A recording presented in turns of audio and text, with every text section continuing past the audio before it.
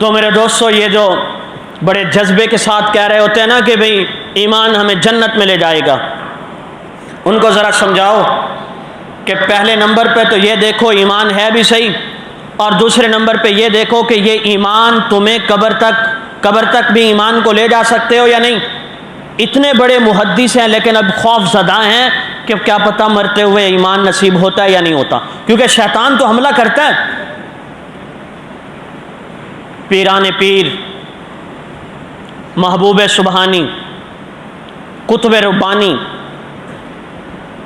शेख अब्दुल कादिर जिलानी, सब कह दो रहमतुल्लाह अलैह। जानते हैं कि नहीं जानते इस ज़ात को? शेख अब्दुल कादिर जिलानी रहमतुल्लाह। यार ये नीचे खुद हो जाता है। मैं शेख अब्दुल कादिर जिलानी रहमतुल्लाह अलैह, ये आखिरी औकात है इनके, और इस दौरान में मजमा है मुरीदीन का। आप वक्त नहीं, वरना मैं हज़रत जिलानी रहमतुल्लाह का तारुफ कराता कि बड़े सगीर में अगर दीन आया तो इनकी वजह से आया, शेख अब्दुल कादिर जिलानी। और ऐसा नूरानी चेहरा कि गैर मुस्लिम की जब शेख अब्दुल कादिर जिलानी रहमतुल्लाह पे नज़र पड़ती थी, चेहरे के नूर का इतना असर होता था, वो कलमा पढ़ लेता था। इतनी बड़ी शख्सियत, और इनका आखिरी वक्त है, गशी के दौरे पड़ रहे हैं। इस लम्हे में इनकी ज़बान से लफ्ज़ निकल रहे हैं ला हौला वला कुव्वता इल्ला बिल्लाह। कुछ देर के बाद फिर कहते हैं ला हौला वला कुव्वता इल्ला बिल्लाह।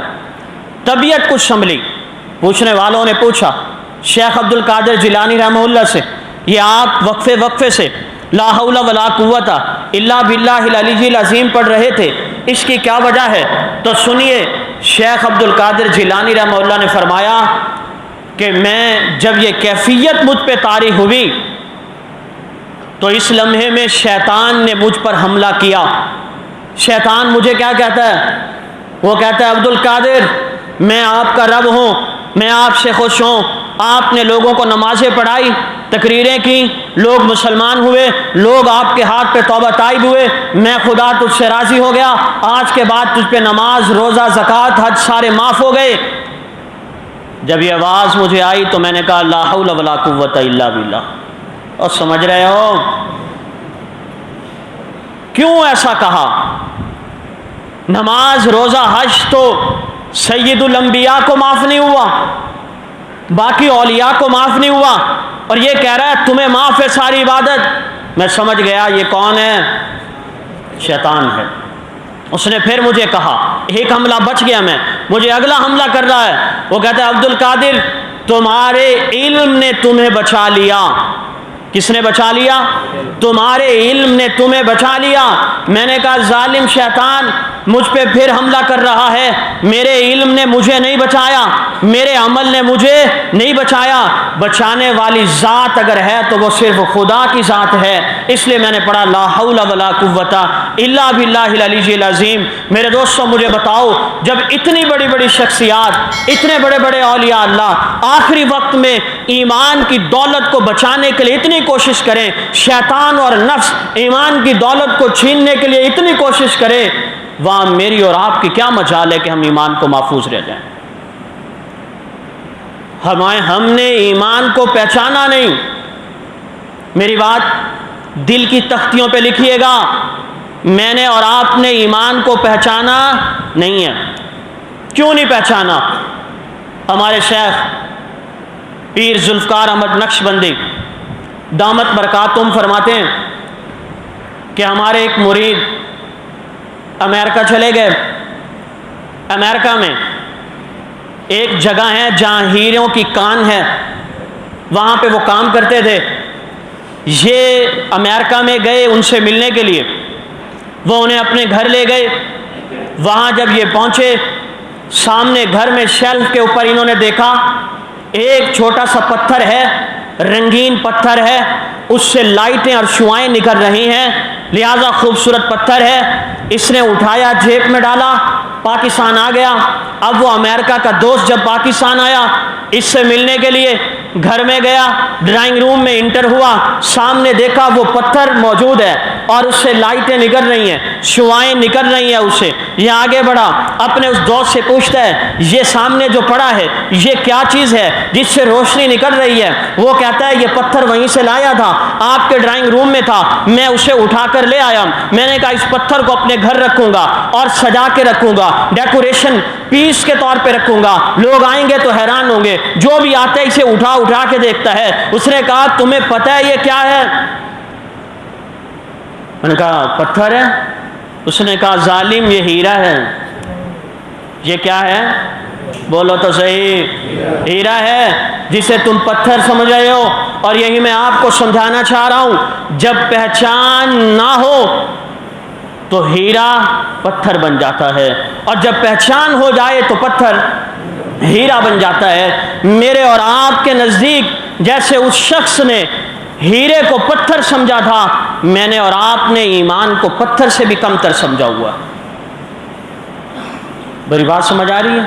उसे हीरे की पहचान नहीं, मुझे और आपको ईमान की पहचान नहीं है। आप कहेंगे ये कैसे हो सकता है, हमें ईमान की पहचान ना हो? हमें ईमान की पहचान होती तो क्या ऐसे होता कि एक शख्स जिसने दुकान पे नाजायज कब्जा किया हुआ है और वो देखता है कि ये दुकान मेरे कब्जे में आ जाए तो 30-35 हज़ार महीने का किराया मिलेगा, मेरी तो जिंदगी बन जाएगी। पंचायत इकट्ठी होती है, लोग आते हैं और उसे कहा जाता है कि कुरान उठा दो, अल्लाह की कसम उठा दो। अब वो सोचता है कि दुकान पूरी जिंदगी है, वो कुरान उठा देता है, वो कसम झूठी उठा देता है। मुझे आप बताइए क्या इस शख्स के नज़दीक ईमान की कोई अहमियत है? कोई अहमियत नहीं है। दूसरा शख्स है, ज़मीन पर कब्जा किया हुआ है, उसे कहा जाता है कि आप कसम उठा लें, वो झूठी कसम उठा लेता है, ईमान बेच देता है, ज़मीन बचा लेता है, ईमान बेच देता है और ईमान बेचने के बाद वो अपनी दुकान बचा लेता है। आप यकीन कीजिए, आप बाजार में कदम रखते हैं, दुकानदार को बेचते हुए अगर 1 रुपए का प्रॉफिट होता है वो झूठी कसम उठा देता है, ईमान बेच देता है, रुपया बचाता है। अगर आज के दुकानदार को 1 रुपए की बचत हो रही हो, वो दुकानदार, आज का कस्टमर ग्राहक वो दुकानदार से कह देता है फुला जगह मुझे ये चीज़ इतने की बची थी, 1 रुपए के प्रॉफिट की खातिर जहां ईमान बेचा जा रहा हो, ज़मीन के टुकड़े के लिए जहां ईमान बेच दिया जाए, दुकान के लिए जहां ईमान बेच दिया जाए, जायदाद के लिए जहां ईमान को पसे पुछ रखा जाए, तो मुझे बताओ हमने ईमान को पहचाना?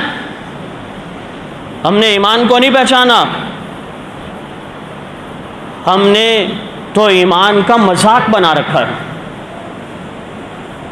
हमारे नज़दीक ईमान की वैल्यू ही नहीं। तो मेरे दोस्तों, ज़रूरत इस अमर की है कि हर मौके पर, हर सेकंड ईमान को बचाओ।